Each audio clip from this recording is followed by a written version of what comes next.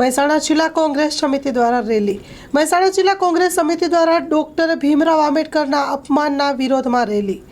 મહેસાણા સિટીના મધ્ય ફુવારા આગળ ભારતના ઘડવૈયા ડોક્ટર આંબેડકરજીના બાવલા આગળ જય ભીમના નારા સાથે ધરણા કાર્યક્રમ યોજ્યો.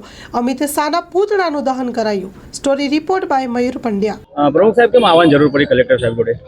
સંસદની અંદર ગુનાહિત માનસિકતા ધરાવતો અને તડીપાર નેતા ગૃહમંત્રી એવા અમિત શાહે જ્યારે ભારતના મસીહા અને ભારત રત્ન અને બંધારણના ઘડવૈયા એવા બાબા સાહેબ ભીમરાવ સાહેબ આંબેડકરનું જ્યારે અપમાન કર્યું હોય ત્યારે સમગ્ર દેશ તેમને માફ નહીં કરે અને આવનાર સમયમાં જો માફી નહીં માંગે તો આ આંદોલન ગામે ગામ, શેરીએ શેરીએ તથા આમ જનતા સુધી અમે લઈ જઈ અને ઉગ્ર આંદોલન કરીશું. અમે આ આવેદન કલેક્ટરશ્રીને આપી અને એમને એમ કહ્યું છે કે આ આવેદન પત્ર મહામહિમ રાષ્ટ્રપતિ સુધી પહોંચે એ જોવાની જવાબદારી આપના શિરે છે.